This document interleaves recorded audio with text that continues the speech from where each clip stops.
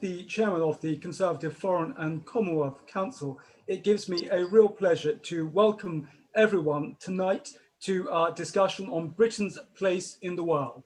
And as friends and colleagues have known, we have been carrying out these discussions over the last year or so with ambassadors from different parts of the world. And in the more recent times, we've had the ambassador for Italy, we've had the ambassador from Jordan, we've had the ambassador from Azerbaijan, and we've had the High Commissioner from Barbuda and Antigua, looking at how the United Kingdom can work with international partners around the world in promoting our common interest and also our values, shared values around the world. So today's running order, if I may just outline at the very outset, is we have the introductory remarks from myself, which we are about to just conclude. After that, there will be a short video from our patron, Baroness Nicholson, covering her excellent work as a trade envoy. The United Kingdom government, from the time of David Cameron as Prime Minister, introduced in 2011 trade envoys connecting the United Kingdom with different parts around the world, pushing on trade. And Baroness Nicholson is one of our brilliant trade envoys, will give us a brief outline of what the United Kingdom can do, needs to do, moving forward on liberal Britain and trade. Then we will have Lord Taylor, who needs no introduction, our brilliant former Chief Whip. Well, this evening with Chief Whips and former Chief Whips, giving us the introduction to our brilliant Chief Whip from the House of Commons.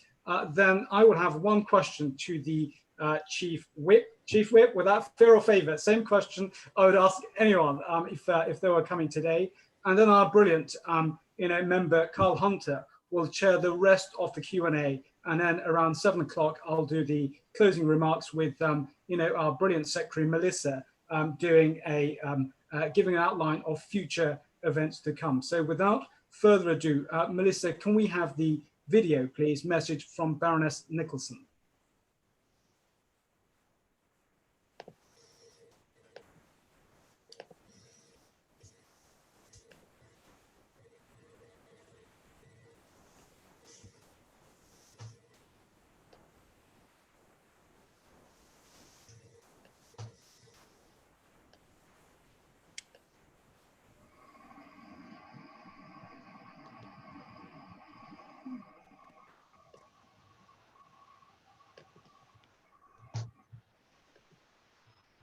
Good evening and warmest of welcomes to this wonderful evening, chaired by Raymond Chistey, good friend of mine for quite some time now and former Minister for Religious Freedom, and of course the Right Honourable Mark Spencer, Member of Parliament, our Chief Whip. Britain's place in the world is something that I spend most of my time on, as indeed many of us do. I have the honour of being one of the Prime Minister's trade envoys, in my case for the Federal Republic of Iraq, which is a huge British supporter and needs our continuing assistance and help, given their particularly fragile part of the world and too much armed conflict continuing all the time, and also for 3 wonderful Silk Route countries.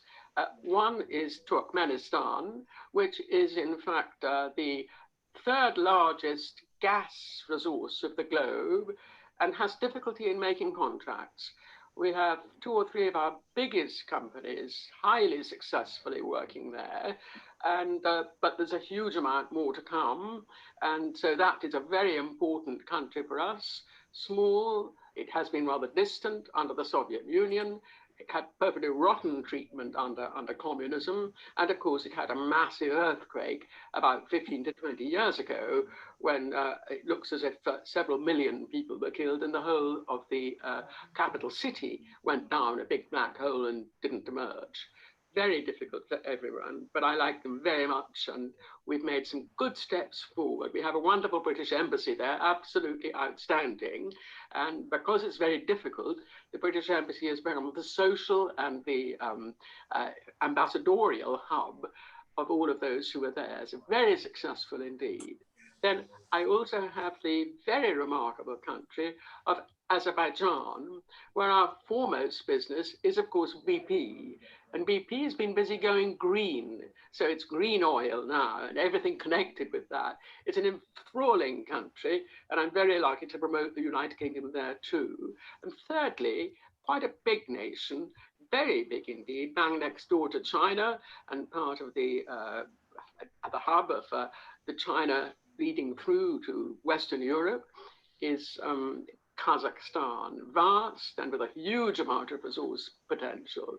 So I'm promoting Britain all the time, and I wouldn't be doing that as a voluntary job if I didn't know that we were the best of breed absolutely everywhere. As we leave the European Union, all sorts of new doors are opening for us. We have multiple opportunities, and that's what we've got to wake up and grab. So on top of that, we've now got a new situation in the United States of America, our closest, largest ally everywhere, all of the time, together with the Commonwealth of Nations. And I believe that our future is very, very bright. But colleagues and friends, it's ours to grab. It's ours to work for. It's absolutely never going to fall in our laps. So here we go. This is our future. Global Britain.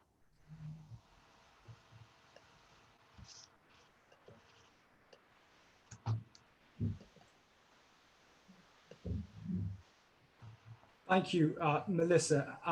Without further ado, can I now pass the baton over to Lord Taylor, who needs no introduction, who was our brilliant former Chief Whip in the House of Lords, to introduce our key speaker for tonight. Lord Taylor, over to you. Well, if I represent the past, I hope that Mark represents the future. And it's quite good, really, because we've known each other for quite a while. He comes from the same part of the world as I am. He, like me, is a farmer and businessman. And he has the great good fortune to represent the community from which he comes. And I think that there's no greater privilege, I suspect, for any member of parliament than to be able to do that. And he won his seat. When I first knew Mark, he'd been selected for Sherwood, which was his home patch. He was county councillor there and a district councillor for that matter. And he had organised a patrons club round at a mutual friend of ours. If I tell you that it was an electric evening, I am an electric speaker, as you well know, colleagues, but no, it was an electric evening. Unfortunately, we blew the electrics in cooking the supper, and as a result, we sat in darkness for a while, or a bit of candle power, I think, to just keep us going. But Mark, you went on to win Sherwood by 214 votes, and you had to work bloody hard to do it. But it's interesting, you see, because it was a sea change we needed. In 1997, we only had three of the one seat in the whole of Nottinghamshire. One seat, Kane Clark's Rushcliffe. And now the Labour Party is confined just to the city of Nottingham. All the seats in the county of Nottinghamshire are actually Conservatives, and it was Mark's example in the way he won Sherwood, which infused enthusiasm elsewhere. At the last election alone, we won for the first time Bassett Law, Ashfield, Gedling, seats which were in many ways out of reach in former times.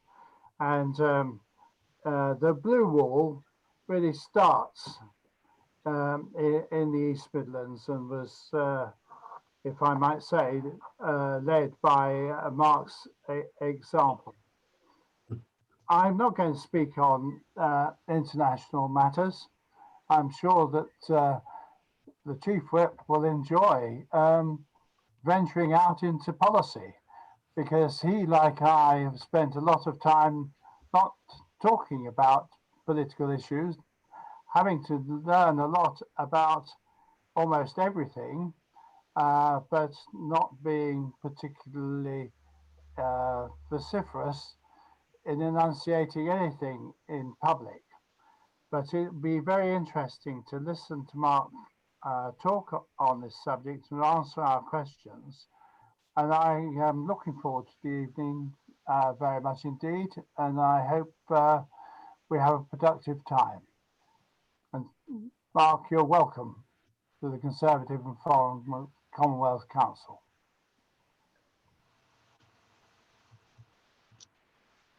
Thank you very much. I presume, am I now on? You are, Chief. Chief, the floor is yours, as always.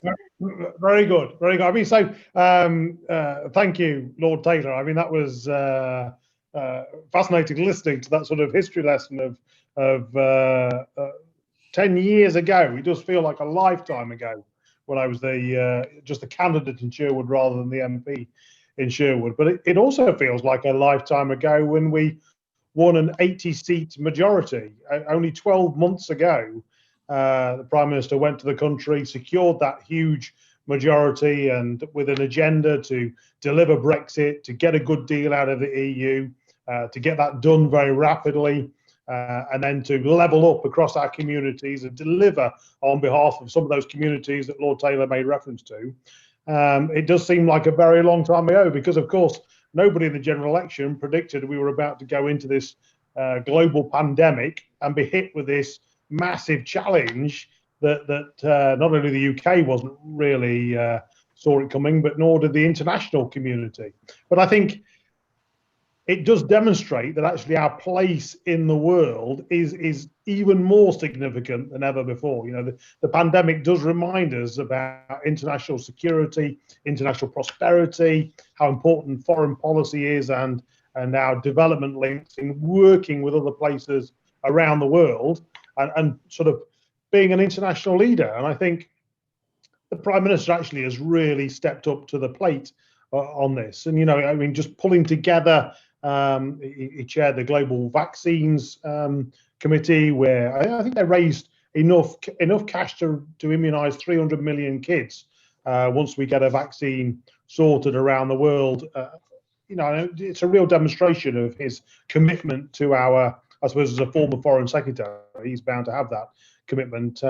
But, you know, a real opportunity for the UK to demonstrate our place in that international community and the great skill set we've got in the Foreign Office and our links around the world with our embassies and all of that experience that we've got in that sort of soft power of the United Kingdom. I think that gives us a massive opportunity that the pandemic has sort of focused people's mind, and they look for that sort of leadership. And, you know, with America changing direction this week, there is this sort of gap, if you like, in American politics where they're going to be in limbo for 6 to 8 weeks. And I think that again is a chance for people like the Prime Minister of the United Kingdom to step forward into that vacuum and demonstrate how important international leadership will be. We've made some changes on the way. Obviously, we've merged DFID into the Foreign Office, and I think that again will bring great opportunities. And as we start to do trade deals around the world, as we start to build those trading links, again, I'm really optimistic about the future. You know, for the first time in my political career, we're now exporting British beef to the United States. I think that's a great example of how we can do trade deals with other countries as we leave the EU. And there are lots of countries out there that want to do trade with us. And we are uniquely placed.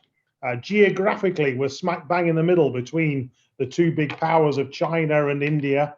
In terms of time zones, we're uniquely placed right between those two big trading nations. And we can, I think, go out into the world again as we did many, many years ago and become a great trading nation with the whole of the world. And I think we should be optimistic, we should be buoyant, and we should really make the most of our unique level of quality of food production and of manufacturing and all the products that the UK is so great at producing. You know, we are genuine market leaders in the world in terms of animal welfare and in terms of some of the quality of products that we're producing. And I think that gives us a real opportunity to seize this moment in history and really bounce forward. Now, to do that, of course, we're going to have to stick together as a party, which is where my role as Chief Whip comes in. And I think united parties succeed and divided parties don't, and having extra colleagues does become quite challenging in terms of handling people's ambitions and making sure people feel that they've got a role within the party, within the government. That does become a bit more of a challenge, especially with so many new members as well, who just got elected for the first time. Keeping them busy is going to be pretty difficult, as they realise that they're not quite on the rapid trajectory to ministerial greatness as they hoped they would be when they first got elected. But I think we can do that. We've got some great talent in the party, and I think we can enhance that, and we can develop it, and we can bring it forward as long as we all stick together as a united party. I can keep talking, Chair, as long as you want me to, but I wonder if you want to sort of get into a bit more debate, and I'm more than happy to take a few questions if that's what you want to do. Well, Chief, that's absolutely superb, and I think with the so many number of participants here, it'd be great to move into questions. But can I just say thank you for that? I know you and I both came into Parliament in 2010, but I did not know what Lord Taylor told me. Your margin was 254, mine was 15 votes. You've now gone up to 16,186 votes. I've gone up to 15,000 votes. So I think 10 years of pushing, plugging, working hard across the board to see where we have an 80-vote majority. I think it's a team effort across the board from all colleagues. So thank you for all you do and the overall vision of the UK. Can I ask my first question before I move over to Carl Hunter to chair the session? Chief, you've given us a brilliant overview of Britain's place in the world. My specific question at the very outset is this. With regards to the United Kingdom's position in the world, it's with regards to standing up for an international rules-based order, working through the international multilateral fora. How do we do that? And how will we take that forward with challenges from China, from Iran, from Russia? And how will we balance that with our three-pronged foreign policy on values, security, prosperity? How will we achieve that? And how will we balance those three different objectives?